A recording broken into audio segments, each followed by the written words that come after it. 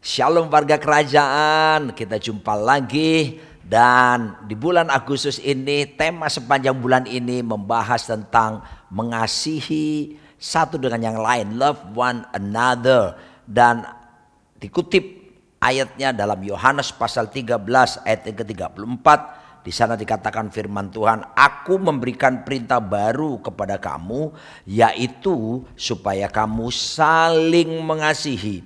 Sama seperti aku telah mengasihi kamu, demikian pula kamu harus saling mengasihi. Wow, Tuhan Yesus memberikan perintah baru kepada kita semuanya. Dan pertanyaan yang datang adalah, perintah baru dari yang mana? Tentu ada perintah yang lama. Nah, perintah yang sebelumnya ternyata dia berkata di dalam Matius pasal 22 ayat 37 sampai 39, jawab Yesus kepadanya, kasihilah Tuhan Allahmu dengan segenap hatimu dan dengan segenap jiwamu dan dengan segenap akal budimu. Itulah hukum yang terutama dan yang pertama. Dan hukum yang kedua yang sama dengan itu ialah, kasihilah sesamamu manusia seperti dirimu sendiri. Nah, ini dia. Jadi pertama Yesus mengajarkan kepada para muridnya supaya kita ini mengasihi sesama seperti mengasihi diri kita sendiri. Artinya begini, sebelum kita mengasihi orang lain, kita harus mengasihi diri kita sendiri. Before you love others, you have to love yourself first. Ya, jadi saudaraku, kita harus belajar. Sebelum mengasihi orang lain, kita mesti belajar mengasihi diri kita sendiri. Artinya belajar menerima keberadaan diri kita sendiri. Ya, Yesus juga mau berkata seperti ini seharusnya. I love you because I love me. Aku mengasihi kamu karena aku mengasihi diriku. Aku telah selesai dengan diriku. Kenapa? Ini penting sekali. Sebab ketika seseorang belum bisa berdamai dengan dirinya, ketika seseorang belum selesai dengan dirinya, akan sulit sekali dia untuk mengekspresikan kasihnya kepada orang lain. Dan saya harus ingatkan kepada saudara supaya saudara bisa berdamai dengan diri saudara sendiri, bisa menerima keberadaan diri saudara sendiri. Ingat identitas kita di hadapan Tuhan. Ingat siapa kita di hadapan Tuhan. Alkitab menjelaskan bahwa dalam Kejadian 1 ayat 26 kita ini diciptakan oleh Elohim, ya, Allah Tritunggal, Allah Bapa, Allah Putra dan Roh Kudus. Allah Elohim, Elohim itu salah satu artinya adalah unggul. Nah, kita diciptakan oleh Sang Unggul itu. Dicipta serupa, segambar dengan Sang Unggul itu sendiri. Dengan kata lain, yang pertama ingat baik-baik, keunggulan Tuhan pun ada di dalam setiap kita. Haleluya. Tapi yang kedua, kita diciptakan dalam keserupaan, segambar dengan Tuhan. Ingat, itu identitas kita. Dan setelah itu diciptakan untuk apa? Supaya kita memerintah di bumi ini. Artinya dalam keserupaan dengan Kristus, kita ini memerintah bersama Yesus sebagai Raja di muka bumi ini. Ini identitas yang luar biasa, bukan bahkan di sisi yang lain. Dalam 1 Petrus 2 ayat yang ke-9 dan 10, kamulah bangsa yang terpilih, imamat rajani, bangsa yang kudus, umat kepunyaan Tuhan sendiri yang dipanggil keluar dari gelap kepada terangnya yang ajaib. Itu identitas kita, bukan? Wow, banyak hal. Kita punya keunggulan, kita serupa segambar dengan Tuhan, kita bangsa yang terpilih, imamat rajani, bangsa kudus, umat kepunyaan Tuhan sendiri. Wow, kita berharga di mata Tuhan. Kita seperti biji matanya Tuhan. Ini identitas kita. Kenali, ketahui siapa Anda sesungguhnya di hadapan Tuhan. Jangan Anda mempercayai kata orang lain tentang Anda. Jangan Anda mempercayai apa kata dirimu sendiri bahkan tentang siapa kamu. Sebaiknya percayalah apa yang Tuhan katakan lewat firman-Nya, siapa diri kita. Nah, ketika kita tahu bahwa identitas kita luar biasa di hadapan Tuhan, maka kita akan dengan sendirinya mampu menerima keberadaan diri sendiri. Dan kita tidak akan mengalami penolakan diri. Karena apa? Karena kita tahu identitas kita luar biasa. Dengan tahu identitas seperti ini, maka dengan kita bisa menerima keberadaan diri kita sendiri, kita bisa berdamai dengan diri kita sendiri, dan bahkan dengan itu semuanya membuat kita bisa mengasihi orang lain karena kita sudah berdamai dengan diri kita sendiri. Namun Tuhan juga mengajarkan kepada kita agar supaya level kita mengasihi itu bukan level biasa. Ya, tapi sebelum kita ke sana, Tuhan mengingatkan dalam Injil Matius pasal yang ke-5 ayat 23 sampai 24. Dia berkata begini, sebab itu jika engkau mempersembahkan persembahanmu di atas mezbah dan engkau teringat akan sesuatu yang ada dalam hati saudaramu terhadap engkau. Lihat ini, Yesus mengatakan tinggalkan persembahanmu itu di depan mezbah itu dan pergilah, perhatikan, berdamai dahulu dengan saudaramu lalu kembali untuk mempersembahkan persembahanmu itu. Perhatikan baik-baik. Ingat, bagi Tuhan pendamaian, rekonsiliasi itu penting, lebih penting dari semua korban persembahan kita. Ya, kadang-kala banyak orang lupa. Ada yang tidak enak sama saudaranya, ada kebencian atas saudaranya. Lalu kemudian dia pergi ke gereja, melayani Tuhan, bahkan nari, melompat, dan tidak ada penyelesaian hubungan, tidak ada rekonsiliasi. Saya mau katakan bahwa persembahan kita tentu tidak akan pernah bisa diterima oleh Tuhan dengan baik. Pelayanan kita pun tentu tidak akan bisa diterima dengan baik oleh Tuhan. Karena Tuhan menginginkan supaya kita pergi berdamai lebih dulu. Ya, mulai belajar untuk mengucapkan kata maaf.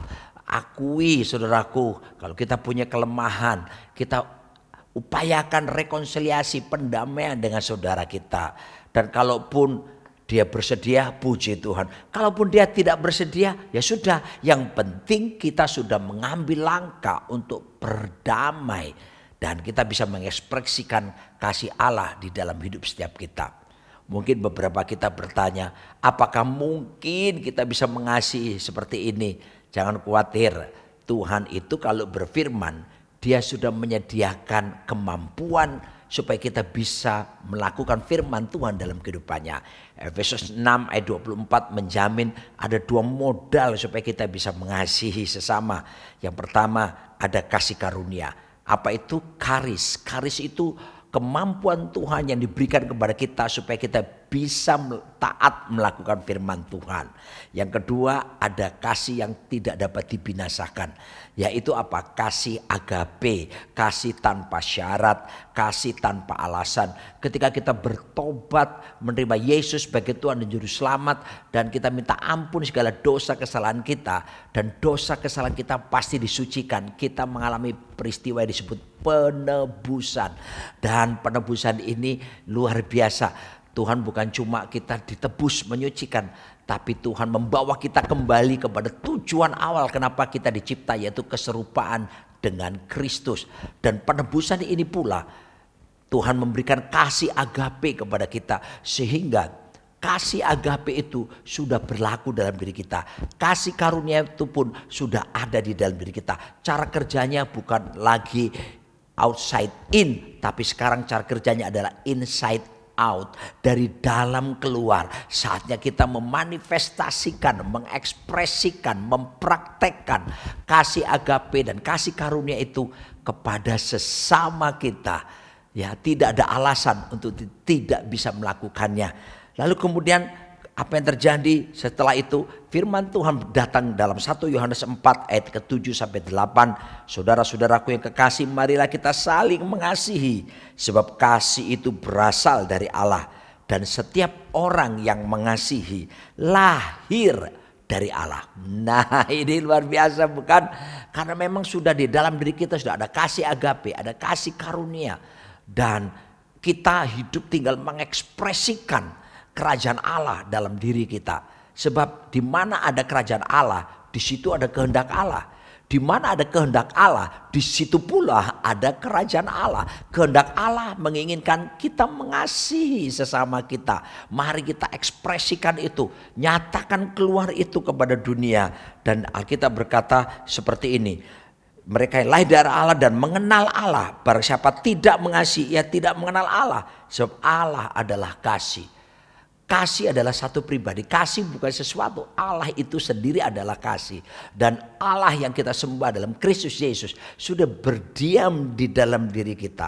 Kasih sudah berdiam di dalam diri kita. Dan saatnya kasih itu dinyatakan keluar. Supaya dunia melihat bahwa Yesus dan kerajaan Allah yang di dalam diri kita yang tadinya tidak kelihatan, menjadi kelihatan lewat kesaksian hidup kita yang mengasihi sesama kita.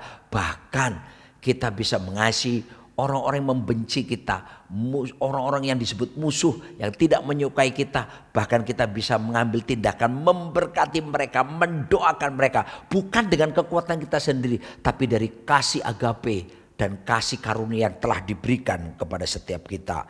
Dan berikutnya dalam 1 Yohanes 4 ayat yang berikutnya, ayat yang ke-20, di sana dikatakan, jikalau seorang berkata aku mengasihi Allah dan ia membenci saudaranya, wow, maka ia adalah pendusta. Perhatikan, kalau kita tidak bisa mengasihi saudara kita dengan baik, bahkan timbul kebencian, kita boleh hebat pelayanan, kita boleh disebut hebat sebagai jemaat, kita boleh memberi persembahan yang luar biasa bahkan, tapi dengar, di mata Tuhan kita disebut sebagai pendusta.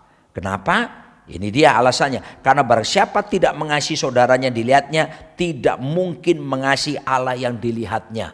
Yang kelihatan aja gak bisa dikasih, apalagi Tuhan yang gak kelihatan. Mari ya, kita harus konsekuen melakukan firman Tuhan ini. Dan saya percaya Tuhan akan beri kemampuan untuk kita melakukannya sebagai pelaksana kehendak Tuhan yang luar biasa di muka bumi ini. Nah, saling mengasihi harus dengan level yang sama dengan levelnya Tuhan.